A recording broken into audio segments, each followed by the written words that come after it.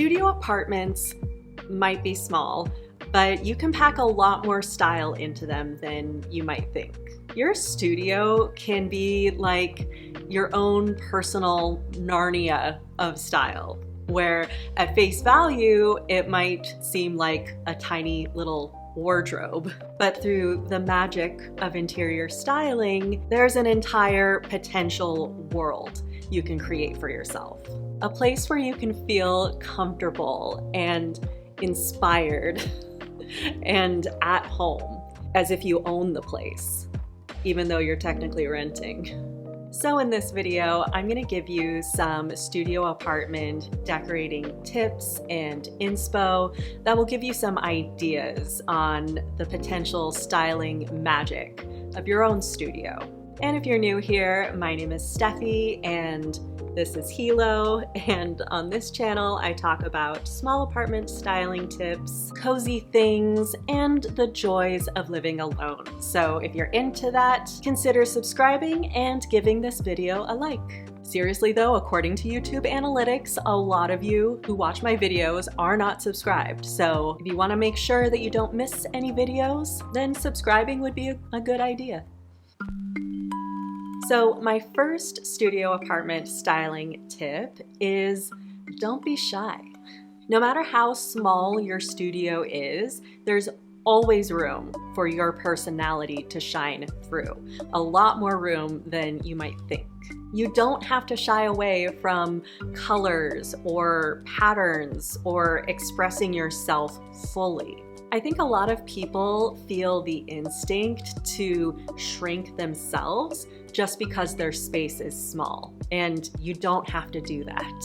The studio I lived in for 5 years was seriously like the apartment version of me. It was my personality, like to a T.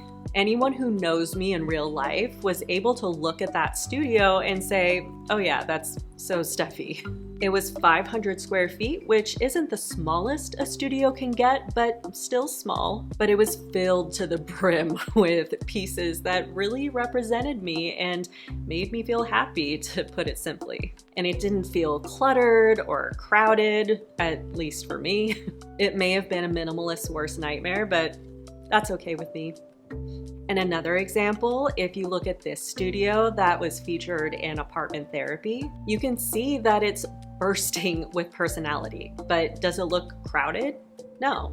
Her studio really is a study on mixing patterns and colors boldly, along with a heavy dose of personality and cultural identity. When I look at these photos, I see the decorating choices of someone who seems to really know herself and knows how to tell her story through styling. She describes her personal style as maximal, colorful, quirky, kitschy, feminist, and grandpa alien. So yeah, I feel like this is someone who has a strong sense of self, to say the least. Can we make grandpa alien core the next aesthetic that people talk about? And notice how she manages to fit all these things about herself into her 560 square foot studio. She's not shy about her styling. From her coffee table books, which you can tell so much about a person just by their coffee table book selection, to her wall art. Special shout out to her Save the OA piece. The fact that Netflix canceled the OA is a crime I will never forgive them for. To her wallpaper and wall art that distinctly express her cultural identity and her feminism, to the fact that the first thing you see when you enter her bathroom is a set of titties. This studio is packed with personality, and she isn't shy about it. So think about how you can do your own version of this. What's important to you? What do you love about yourself? What are some fundamental things that make you you? And how can you express those things through your decor? These things don't have to take up a ton of space. Small accessories throughout the room can accomplish this. Don't limit yourself just because your space is limited. Don't be shy. My next studio styling tip is to go bold, vertically. All of us small space dwellers are probably very familiar with the go-to styling tip of drawing the eye up and making use of vertical space. And that's a good standard practice when it comes to decorating a studio. You don't have a lot of latitude, so make use of the longitude. But you could make a really cool style statement in your studio, and you could consider doing something really big and bold with one or more of your walls. Like, you could consider doing a big wall of mirrors like 20 Square Meters did, which is a studio apartment Instagram account I featured in this video. The great thing about this choice is it not only makes a bold statement vertically, but it also makes use of mirrors, which of course creates the illusion of more space. Or you could do a wall hanging with like little wall panels like I did in my studio above my desk. This was a super easy, bold statement because all I had to do was just connect them together and hang them, and they made quite a visual impact. And then you could also go for a real stunner like this studio does. Look at that arched wood and mirror statement above her couch. I mean, what a showstopper. This is where you can really see the power of having a strong focal point in a room. Would you ever even guess that this is a 296 square foot studio? And while you're busy being dazzled by this big vertical statement, you don't even notice just how clever she is with her storage. And the best kind of storage is the kind you don't even notice until it's pointed out to you. Sneaky storage. She has a banquette she DIY'd with hidden storage, so she gets to reap the benefits of having an eating area as well as additional storage. And even her bed is stored away in the form of a Murphy bed. But what's really notable here is, once again, her use of vertical space. She has storage tubs hidden up here in her bathroom. Her jewelry is hanging up here. So it's acting as pretty decor as well as being organized and out of the way. She even has what basically amounts to a vertical bar cart. So her studio really demonstrates a beautiful use of vertical space in terms of both form and function. She has the stylish statement piece in her living room above her couch, as well as the practical use of vertical space for her storage. It's truly like expert level studio styling. Now, a great way to make a studio feel cohesive and united is to take an element and repeat it multiple times throughout the space. It can be a color, a material, a subject. If you keep up with my videos, you've heard me give this tip many times before, but it's for good reason. I really believe that the simple act of repeating something over and over is such a simple and effective way to tie everything together, especially in a studio where things can feel chaotic and disjointed very easily. So find ways to unite the space through repetition. This studio does this with plants. Now, this space is obviously gorgeous with its big windows and exposed brick. The existing architecture here already gives it a leg up in terms of style. I mean, my God, I would love to live here. Oof.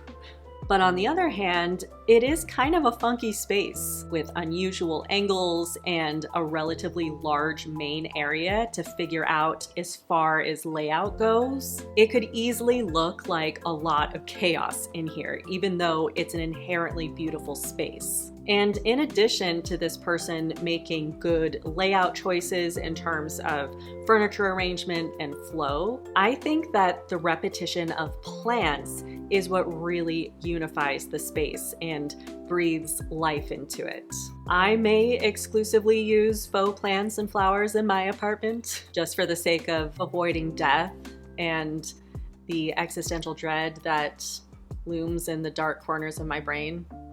But that doesn't mean I can't recognize the beauty and the symbolism of plants. They breathe life into a room. Also a constant threat of death, but such is life. Anyway, this studio is divided beautifully, creating that sense of separation between living room and bedroom, but at the same time, it's unified by plants. You have this plant piece acting as a divider itself while joining in with the other plants in unifying the space. And I love how it divides, but it doesn't completely block off the bed from the rest of the space. It makes it so things don't feel closed off. Also, as a Seattleite, I do have to shout out the Pike Place Market sign. I love it, and I love that she found a way to incorporate a piece of home into her space, with her being from Seattle and this apartment being in New York. This goes back to my first tip about not being shy about filling your studio with pieces of you. She personalized her space beautifully, while again bringing it all together with the repetition of plants. So if you can handle the trials and tribulations of confronting life and death in your studio, unlike me, consider becoming a plant mother. Another studio apartment styling tip I have for you is to consider thinking about how you can make your space feel like a warm hug.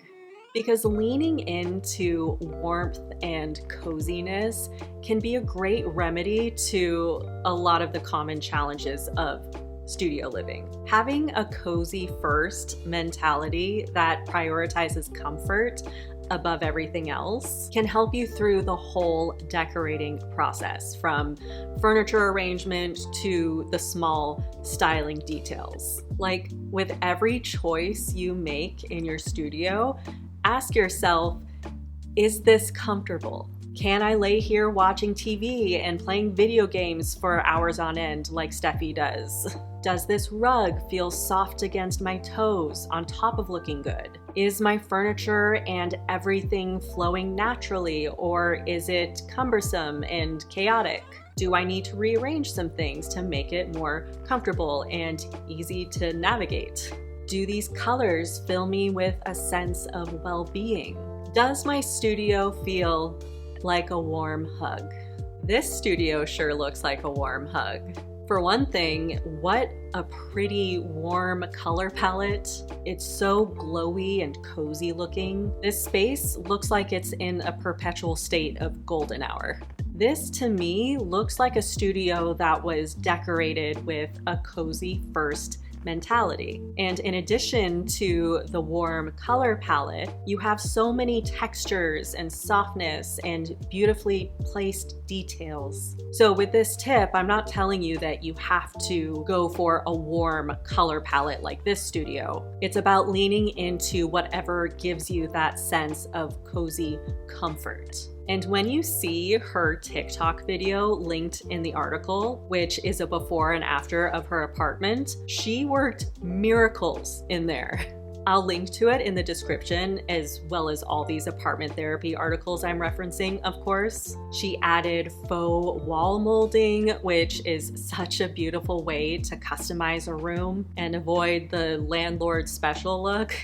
And she arranged the studio in a way that flows. She repeated this warm orangey color throughout the room, which, like the last apartment did with plants, unifies the space. And really, this studio just looks like it's dripping with cozy comfort. So consider approaching your styling with a cozy first mindset and aiming to make your studio feel like a warm hug, whatever that looks like to you. I mean, everyone has their own sense of what a warm hug would look like in terms of interior design. A warm hug for you could be black walls and a moody ambiance, or it can be white and airy minimalism. Whatever your warm hug of a room would look like, approach your studio with comfort top of mind. Because living in a studio comes with enough potential discomfort from things like space constraints, sacrifices you have to make, and likely a bustling city outside your window. Chaos outside means creating comfort inside is extra important. So those are some tips for decorating a studio apartment, as well as some exquisite inspiration examples with those studios in apartment therapy. I hope those gave you some concrete ideas coupled with the tips that I was giving, because I wanted you to see these things in action, and that even the smallest studio can be packed with style and personality. And if you want some more studio apartment ideas and inspiration, check out this playlist of mine. It has all the videos I've made about living in and decorating a studio, including a lot from when I lived in my studio apartment. So check this out for more tips and ideas.